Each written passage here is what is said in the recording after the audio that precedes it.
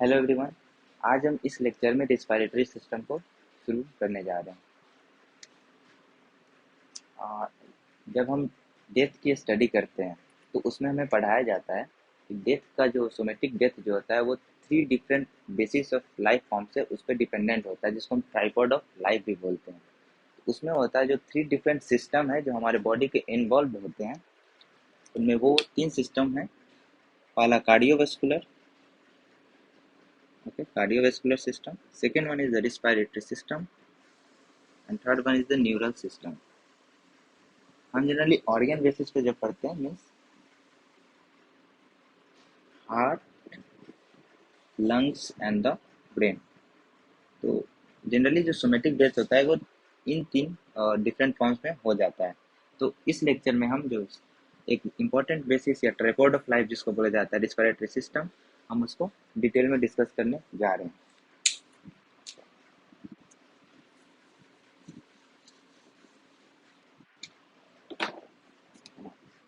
जब भी हम रिस्पिरेटरी सिस्टम या रिस्पिरेशन की बात करते हैं तो जनरली हम इसको ये समझ लेते हैं कि हाँ सांस ले रहे हैं, छोड़ रहे हैं, इसको क्या होता है, रिस्पिरेशन को समझ लेते हैं।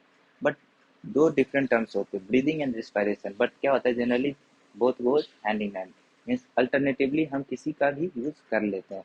बट जनरली जो ब्रीदिंग होता है साइंटिफिकली क्या होता है, एक फिजिकल प्रोसेस है जिसमें हम एयर को आइदर वेंटिलेट इन कर रहे हैं और या वेंटिलेट आउट कर रहे हैं, ओके। बट जब हम रिस्पायरेशन की बात करते हैं, ओके, तो रिस्पायरेशन की जब हम स्टडी करते हैं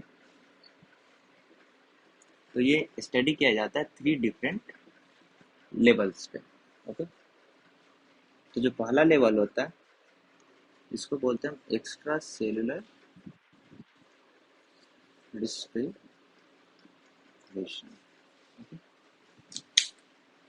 इसमें क्या होता है एक्स्ट्रा सेलुलर रिस्पिरेशन में, कि एयर को क्या हुआ, हमने बाहर से ऑक्सीजन को सराउंडिंग से इन्वायरमेंट से अपने वेंटिलेट इन किया, एयर को इन किया हमने, हो गया हमारे जो एयरवेज पाथवे है उसके थ्रू नेसल कैविटी से होते हुए हमारे लंग्स तक पहुंचा। ये लंग्स से पहुंचकर जब ये ब्लड वेसल्स तक पहुंच जाए वहां तक को क्या बोलते हैं, इसमें ध्यान यही रखने वाली बात है कि हम lungs to blood means blood तक हम एयर को वेंटिलेट कर पा रहे हैं, उसको क्या बोलते हैं, एक्स्ट्रा सेलुलर रिस्पायरेशन।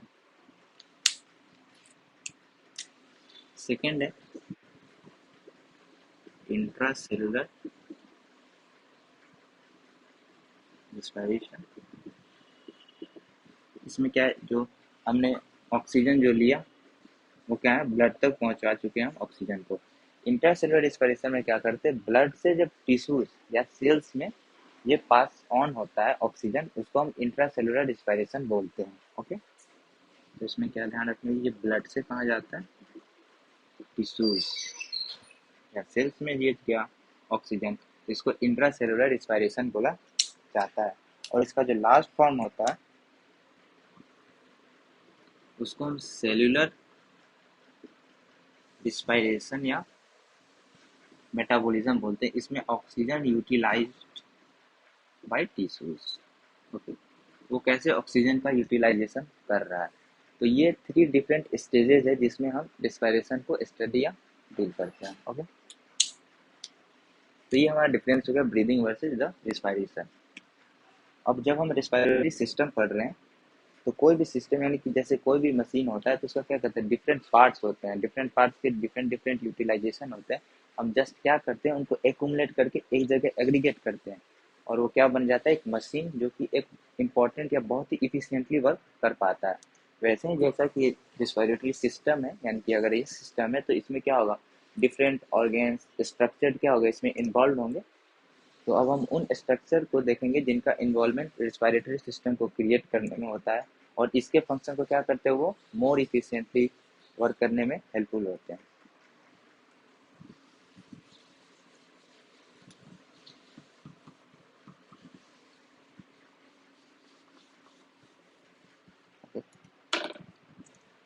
तो हम structure means in short we can say we are studying the organisation of respiratory system.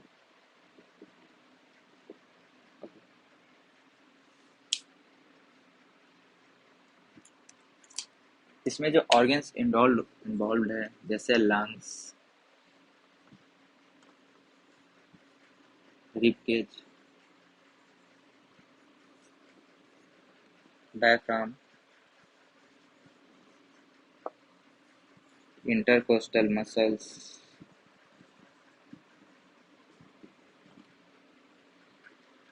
Abdominal muscles,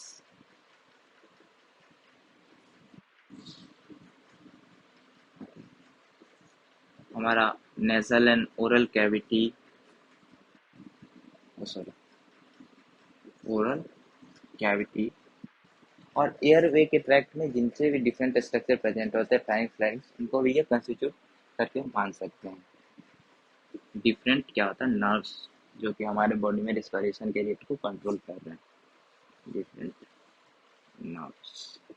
okay, तो ये डिफरेंट स्ट्रक्चर्स हैं हमारे बॉडी में जो कि रिस्पिरेटरी सिस्टम को कंस्टिट्यूट कर रहे हैं। तो जैसे लंग्स है, ओके, तो लंग्स हमें जितना काम है अभी फिजियोलॉजी पढ़ने में, उतना ही लंग्स के बारे में जानेंगे। दो लंग्स होते हैं, इट्स नोन फैक्ट।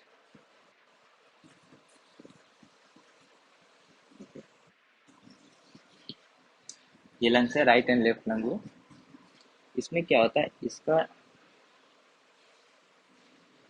जो इनर मेम्ब्रेन या लेयर है उसको बोलते हैं, उसको प्ल्यूरा बोला जाता है। जो पेरिकार्डियम जो इसका कवर करता है उसको प्ल्यूरा बोला जाता है। ओके, लंग्स के जो कवरिंग सरफेस है उसको प्ल्यूरा बोलेंगे। तो जो इनर वाला है उसको बोलते हैं विसरल प्ल्यूरा, और जो आउटर मेम्ब्रेन है इसको बोलते हैं पेराइटल प्ल्यूरा।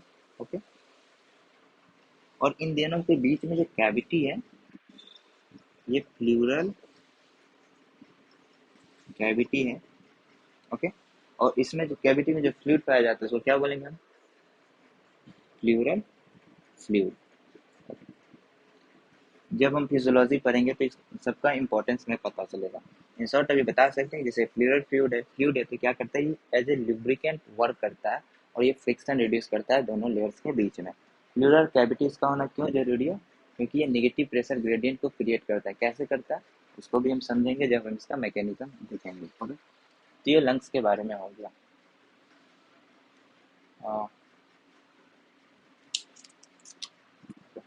नाउ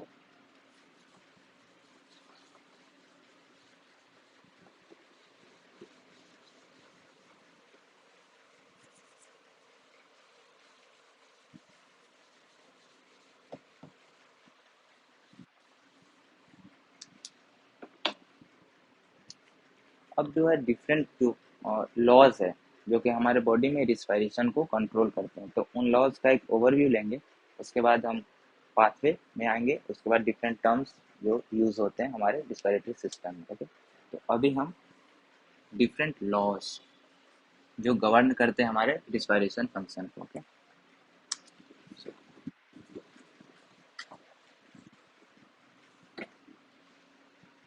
तो different laws governing respiration.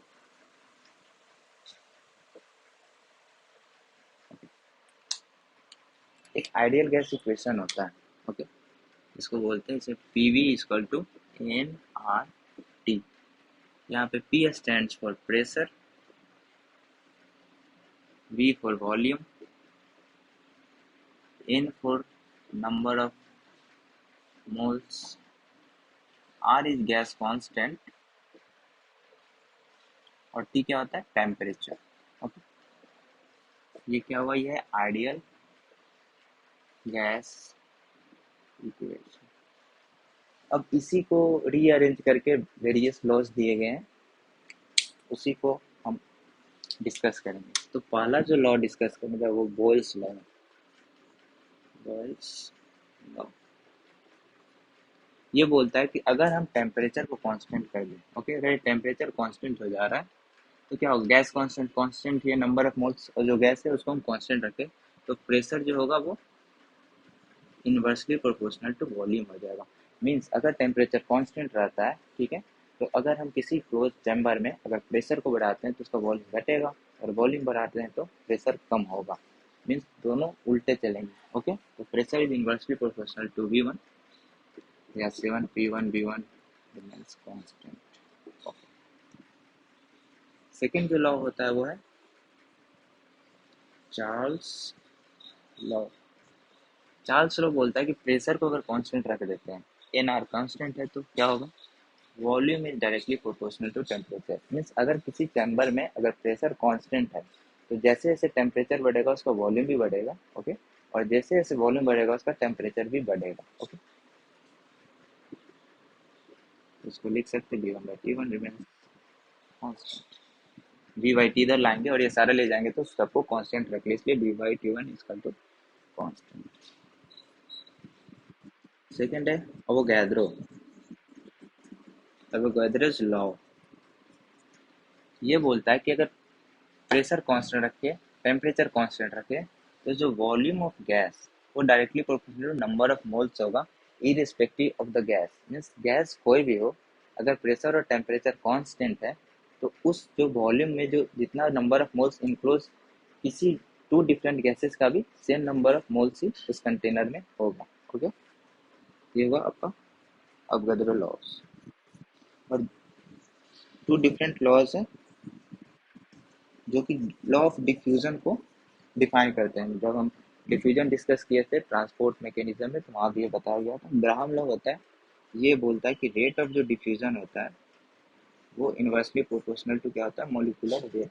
Means अगर ऑक्सीजन है और कार्बन डाइऑक्साइड है, ओके, दोनों है, अगर दोनों पे एक सेम मेम्ब्रेन से अगर ट्रांसपोर्ट करवाया जा रहा है, डिफ्यूजन की बात कर रहे हैं, ओके, तो क्या होगा, इसका मोलिकुलर वेट कितना हो जाएगा, मीन्स 44 है, इसका 32 है।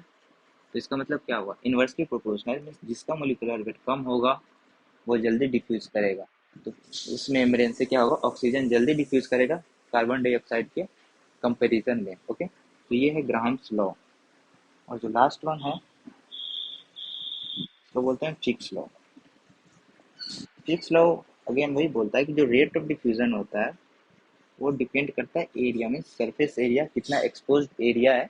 Okay, pressure difference across membrane and inversely proportional to temperature। Okay, means ये बोलता है कि अगर मेम्ब्रेन जो है एक्सपोज एरिया अगर सेम रखते हैं तो टेम्परेचर जितना ज़्यादा होगा वो उतना कम वो उसके पास क्रॉस कर पाएगा। ओके, ये फिक्स लॉ है। तो ये जो लास्ट के दो लॉ है, ये law governing the diffusion of या transportation of gases across the membrane है, और ये टू डिफरेंट लॉ है इनक्लोज चैम्बर में गैस कैसे बिहेव करते हैं। ओके, तो ये बिहेवियर ऑफ गैसेस के बेसिस पे ये लॉज हैं जिनको हम ध्यान में रखेंगे, क्योंकि जब हम आगे डिस्कस करेंगे डिफरेंट प्रेशर्स वॉल्यूम्स तो उनका यूटिलाइजेशन में आएगा। ओके,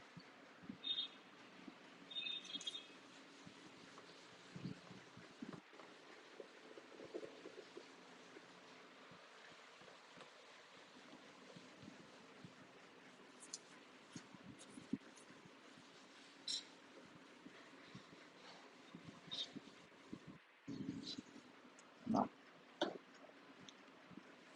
अब हम पाथवे को डिस्कस करते हैं कि कैसे जो हमारे एयर है वो आउटर इन्वायरमेंट से हमारे एल्वुलाई तक वो पहुंचता है। ओके,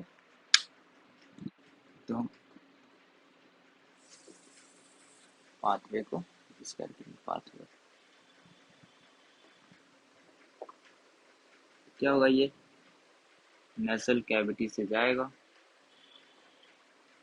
फेरिंग्स, फिर कहाँ जाएगा लैरिंग्स। ओके, देन कहाँ जाएगा trachea, trachea branches to bronchi, bronchi to bronchioles, bronchioles to terminal bronchiole, terminal से कहाँ जाएगा रेस्पिरेटरी ब्रोंक्यूल। ओके, उसके बाद कहाँ जाएगा alveolar duct, and finally to alveoli. तो ये हमारा एयर पाथवे है। ओके, इसमें अब जो डिवीजन है किया रखा है इसको नसल कैविटी टू लैरिंग्स, इसको बोला जाता है upper respiratory tract. Okay, and from trachea to the alveoli it is known as the lower respiratory tract। Okay, जो ट्रैकिया है इसको जीरो डिवीजन बोलते हैं। ओके, मीन्स जेनरेशन इसको बोलते हैं जीरो जेनरेशन। मीन्स क्या होता है कि ट्रैकिया से जब डिवीजन शुरू होता है, ओके, तो ट्रैकिया को हम जीरो डिवीजन, उसके बाद जो ब्रोंकाई बनते हैं ये फर्स्ट डिवीजन हुए, उसके बाद अगेन ये टू डिफरेंट स्मॉलर में ब्रेक होंगे, फिर ये टू में ये टू डिफरेंट में ब्रेक होगा, फिर ये टू डिफरेंट में ब्रेक होंगे, फिर ये टू डिफरेंट में ब्रेक होंगे।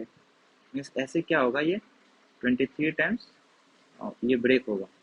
तो उसके बाद जो सबसे छोटा वाला जो बनता है उसको एल्वुलाई बोलते हैं, इसीलिए उसको ग्रेप्स लाइक स्ट्रक्चर बोला जाता है। Means you can imagine how smaller the alveoli is, means it's 23 times, it's just dividing, getting smaller, so it's 23 times as smaller to the tracheal division। तो ट्रैकिया को zero generation बोलते हैं। Okay, और alveoli क्या हमारा 23rd।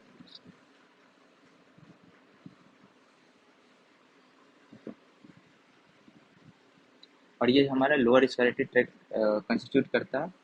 और इसमें जो टू डिफरेंट यूनिट है, जब हम रिस्पिरेटरी ब्रोंक्यूल से एल्वुलाई, ये तीनों क्या होते हैं, इसको एक्सचेंजिंग जोन बोलते हैं। ये क्या है, एक्सचेंज जोन। इसमें टर्मिनल ब्रोंक्यूल क्या होता है, ये ट्रांजिशन जोन में आ जाता है। और ब्रोंक्यूल्स का क्या होता है, ये कंडक्टिंग जोन होता है। ओके, यहाँ पे क्या है, ये होते हैं कंडक्टिंग जोन।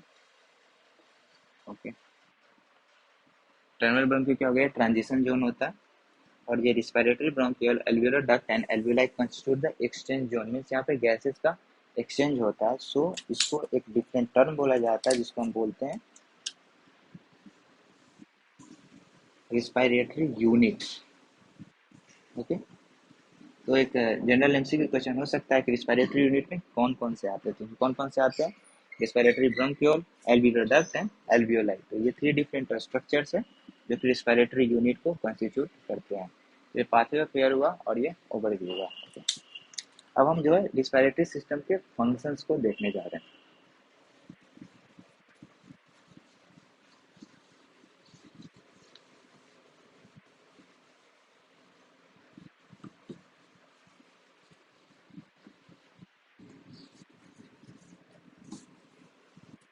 मीन्स जनरली जब हम रिस्पिरेटरी सिस्टम की बात करते हैं तो जनरली क्या करते हैं कि हम एयर की breathing in and breathing out को क्या कहते हैं, हमें लगता है कि यही इसका फंक्शन है। तो ये और भी डिफरेंट फंक्शंस को ये परफॉर्म करता है। लेकिन जो जनरली क्वेश्चन आता है इसलिए मीन्स और जो डिफरेंट फंक्शन है, ये मेन फंक्शन का क्या है, एक्सचेंज ऑफ एयर इसका मेन फंक्शन है। तो और जो डिफरेंट फंक्शन है वो एक स्पेसिफिक क्वेश्चन फॉर्म में आता है जिसको बोला जाता है non respiratory function of respiratory system. Okay, तो इसी लैंग्वेज में ये क्वेश्चन पुट अप होता है, what are the non respiratory functions, non respiratory functions of respiratory system. Okay, तो वन बाय वन डिस्कस करेंगे डिफरेंट। हाँ, जैसे पहला होता है, जैसे ह्यूमिडिफिकेशन ऑफ एयर, ये सब करता है ये ह्यूमिडिफिकेशन ऑफ एयर। मीन्स जब एयर हमारे नोजल कैविटी से इन जाता है तो कौनचाई होती है, मीन्स एक स्टेयर के टाइप स्ट्रक्चर हम मान सकते हैं। ओके, तो जब भी एयर जाएगा तो क्या होता है, यहाँ टकराएगा तो वो जो भी डस्ट पार्टिकल्स होंगे वो प्रेसिपिटेट हो जाएंगे, फिर जाएगा फिर टकराएगा, फिर जो डस्ट पार्टिकल होंगे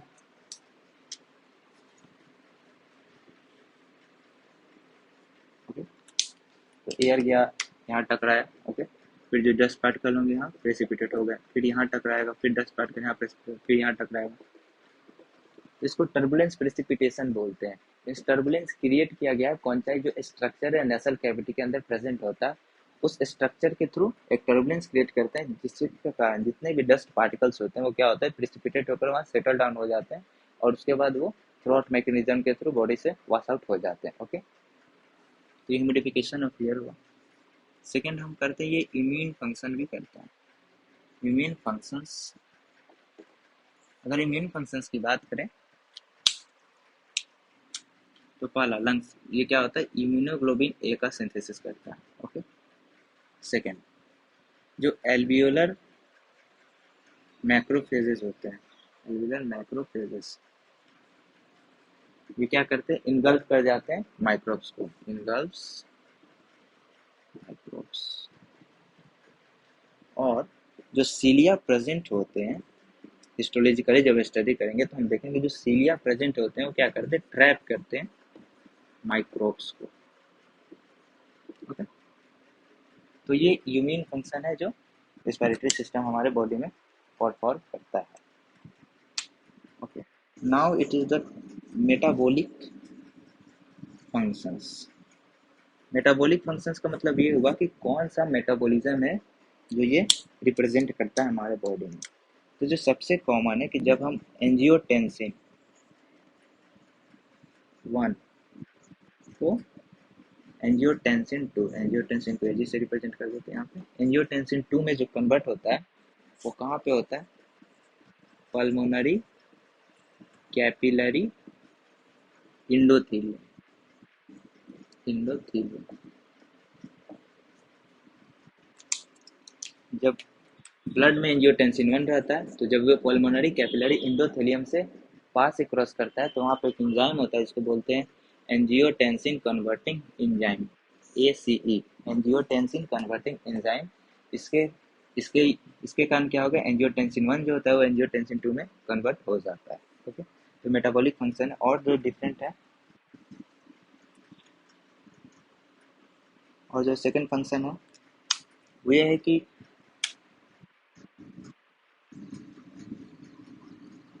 platelet factors, okay, prostaglandins, cytokines, okay, इन सब को क्या करता है, एक नाइट्रिक ऑक्साइड, जबकि डायलेटर है नाइट्रिक ऑक्साइड, इन सब का ये मेटाबॉलिक करता है, सिंथेसिस करता है और क्या होता है, सिक्रीट करता है हमारे ब्लड में। ओके। तो ये भी फंक्शन है। और ये सर्टेन जो न्यूरो ट्रांसमीटर होते हैं, ओके, जैसे लाइक ट्रांसमीटर लाइक सेरोटोनिन हुआ, उसको क्या करते हैं, ये अपने अंदर लेते हैं, उसका मेटाबॉलिज्म अपने रिक्वायरमेंट के हिसाब से क्या करते हैं, उसका मेटाबॉलिज्म को क्या करते हैं, चेंज करते हैं, उसका स्ट्रक्चर को चेंज करेंगे, उसके बाद वो ब्लड में पुट इन कर देते हैं ताकि जहाँ पे वो फंक्शन हो वहाँ जाके अपना फंक्शन वो परफॉर्म करे। ओके। तो ये डिफरेंट मेटाबॉलिक फंक्शन है जो कि ये परफॉर्म करते हैं।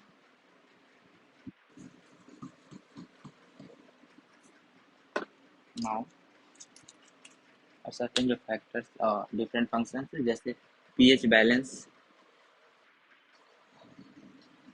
बफर की तरह एक्ट करते हैं। Fifth number, temperature regulation, hyper ventilation से क्या कर सकते हैं, हमारे बॉडी के टेम्परेचर को इजीली रेगुलेट कर सकते हैं। सिक्स नंबर है हाँ, vocal means noise production, vocalisation जो बोलते हैं इसको फोनेशन बोलते हैं, वोकलाइजेशन और फोनेशन एक से क्या करती है, जो साउंड का प्रोडक्शन होता है लैरिंक्स, उसमें भी ये हेल्पफुल होते हैं। ओके। तो वोकलाइजेशन एंड फोनेशन में होगा temperature regulation, pH balance, metabolic function, immune function and humidification of air. तो ये है सर्टेन जो नॉन रिस्पिरेटरी फंक्शंस है जो कि रिस्पिरेटरी सिस्टम के द्वारा परफॉर्म किया जाता है हमारे बॉडी में। ओके। ना जैसा कि अब ये रिस्पिरेटरी सिस्टम पढ़ रहे हैं तो इसका एक टॉपिक मीन्स होता है कि neutrality of respiratory system, means कब हम अपने रिस्पिरेटरी सिस्टम को एक न्यूट्रल पोजीशन यानी कि बेस मानकर चले, जिससे हम स्टडी करें तो हम डिफरेंट वॉल्यूम जब हम पढ़ेंगे तो वहाँ पे इसका यूटिलाइजेशन बहुत ज़्यादा हमें पता चलेगा। मीन्स एक तो बेस होना चाहिए जिससे हम जीरो लेवल पे माने, जिसके अब हम पॉजिटिव प्रेशर या पॉजिटिव वॉल्यूम माने, और इसके लोअर जाने पे क्या होगा, नेगेटिव प्रेशर या नेगेटिव वॉल्यूम माने। तो अभी हम उसी को कवर करेंगे जो लास्ट टॉपिक होगा इस लेक्चर का, न्यूट्रलिटी ऑफ रिस्पिरेटरी सिस्टम।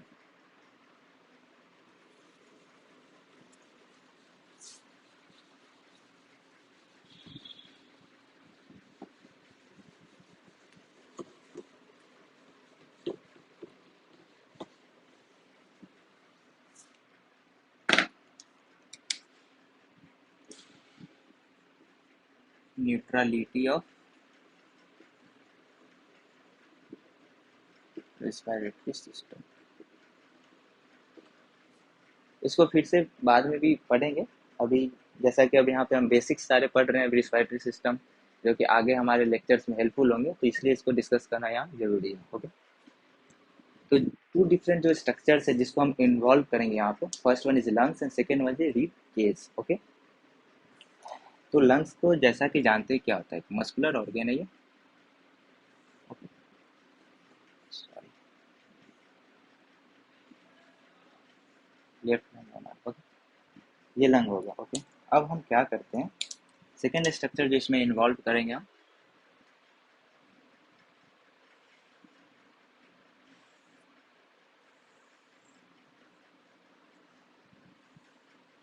वो क्या है, ये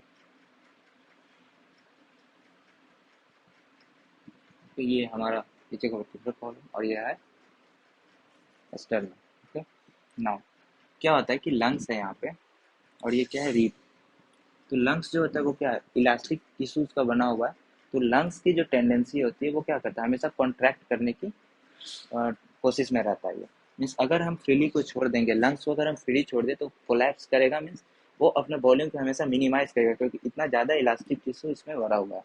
तो ये क्या करता है, ये अपने आप को, वॉल्यूम को क्या करता है, ये मिनिमाइज करने की कोशिश में रहता है। ओके, ये हुआ हमारा लंग्स का। और जो रीब केज है, रीब केज की जो टेंडेंसी होती है, रिब्स को अपने आप को आउटवर्ड पुश करता है। मीन्स अगर रिब को, जैसे हमारे रिब है, अगर हम इसको फ्री छोड़ दें, मीन्स अगर लंग्स को हम हटा दें यहाँ से, तो रिब क्या होगा, वो इतना ज़्यादा फोर्स से आउटवर्ड एक्सपेंशन की तरफ जाएगा।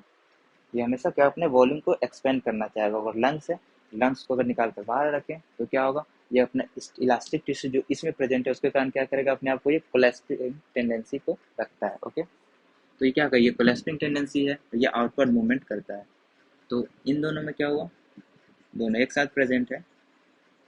ओके, तो क्या करें, एक पर्टिकुलर फोर्स जहाँ पे इसका जो इनवर्ड फोर्स होगा, ओके, और इसका जो आउटवर्ड फोर्स है जिसको हम F2 बोल रहे हैं, जब F1 इक्वल टू F2 हो जाएगा तो क्या हो जाएगा, इसका कॉन्ट्रैक्शन, लंग्स का कॉन्ट्रैक्शन और रीब केज का एक्सपेंशन, दोनों के बीच क्या हो जाएगा। और जैसे कोई दो चीज़, अगर हम किसी चीज़ को टग ऑफ वार में ही होता है, अगर किसी टग ऑफ वार है, इसको जितने फोर्स से इधर खींच रहा है, अगर उतने ही फोर्स से इसको ये अंदर की तरफ खींच रहा है, उतने ही फोर्स अगर बाहर की तरफ खींचे तो क्या होगा, एक स्टेबल पोजीशन में आ जाएगा।